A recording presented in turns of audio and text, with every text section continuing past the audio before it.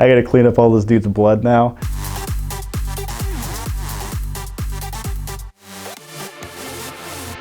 So the next police chase I wasn't lead on.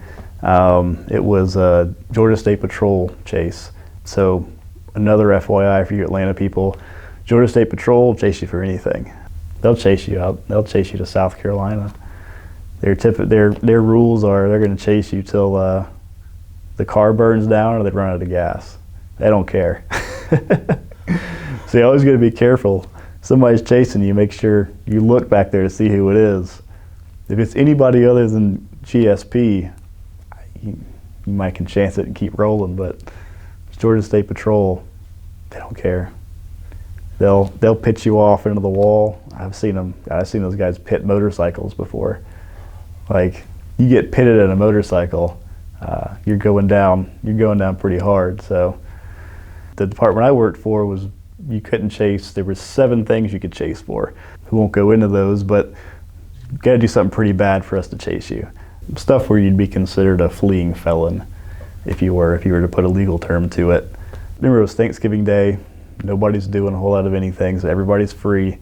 You didn't always have to work every holiday, for instance, but typically Thanksgiving, Christmas, if you had to work, usually somebody would bring in some kind of a big meal and you'd attempt to go try to eat it all together, which trying to eat on the job in policing is one of those things where you just kind of have to go for it, and you never know if it's going to be 2 minutes or you might get a whole hour out of it.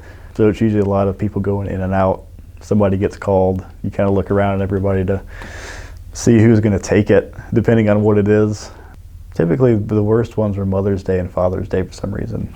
They're like domestic haven holidays because, you know, somebody gets mad at somebody else and, you know, somebody throws a punch or food's thrown, or so sometimes the holidays were, you know, your domestic call days, but for the most part, people tended to behave as much as the general public can behave in general, which they don't always behave at all, actually. So we recall that Georgia State Patrol's chasing this person, again, up 85, but the opposite direction. So everybody goes to that location. What we called shadowing the other lead officer. You're not supposed to have too many people chasing one car. However, if people are far enough back and they're shadowing, it's okay. It's still chasing. It's just makes it more legitimate rule-wise. So we're all shadowing the Georgia State Patrol. One of the guys in our shift would sometimes operate the FLIR camera for our police helicopter. And again, because it was Thanksgiving Day, they obviously put the helicopter up for it too, because why not? You know, they were following the chase with the helicopter, and luckily this guy on our shift was smart enough that when he was video cameraing it, he only got like the one Georgia State Patrol guy and like one of our cars right behind him. But what he didn't get was like the 10 other people in the background. So when they go to look at the chase footage, it's, you know, it's just a couple of guys chasing this guy down the road, but he didn't get everybody else. So he was, you know, he was a good guy to work with. He's not one of those guys who'll throw you under the bus and be like, look what you guys were doing. You guys were totally breaking the rules.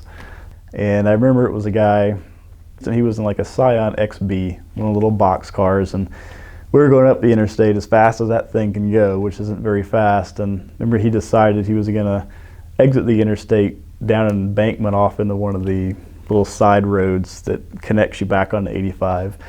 So we all go down this grass hill, and we know how to drive and he doesn't. So when he goes down this grass hill, he loses control, he spins out.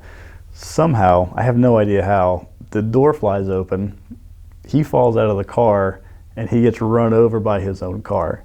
Now he lived. If he hadn't have lived, I probably wouldn't be putting the story on here, but he lived, he was okay. But I remember watching it, it spun, I remember he fell out, and then the car ran him over. And it's just like this slow motion of, I know I didn't just see that, but I did. And he got up and ran.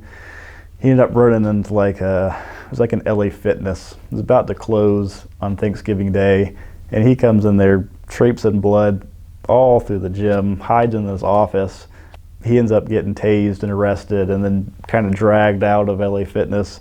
And again, the maintenance guys are just sitting there like, seriously? I got to clean up all this dude's blood now? The state trooper told us why he pulled him over. He pulled him over for not wearing his seatbelt, which oddly enough, dude gets pulled over for not wearing your seatbelt, your car spins out, you fly out of the car and it runs you over. So again, a PSA, always wear your seatbelt or you might get run over by your own car.